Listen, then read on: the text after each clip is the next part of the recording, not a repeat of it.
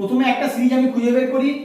1 1 থেকে 9, 9 থেকে 25, 25 থেকে 49, তাহলে কি হচ্ছে এটা 1 এর স্কয়ার, এটা 3 এর স্কয়ার, এটা 5 এর স্কয়ার, এটা 7 এর স্কয়ার, মানে একটা সংখ্যা বাদ দিয়ে পরপর স্কয়ার গুলো আছে। তাহলে বাকি সংখ্যাগুলো আমার কি করে আসছে তার সিরিজটা আমাকে খুঁজে বের করতে হবে।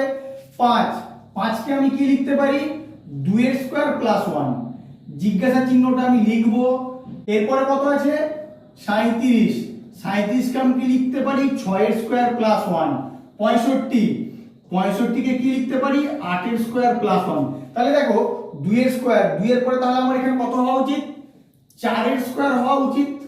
2 4 6 8, তবেই একটা নির্দিষ্ট সিরিজে পড়বে, তার সঙ্গে প্লাস 1 হওয়া উচিত। তাহলে কত হবে 4 এর স্কয়ার মানে 16, আর এখানে 1 17। তাহলে তোমার অ্যানসার কত আসবে 17। কত নম্বর অপশন 2 নম্বর অপশন।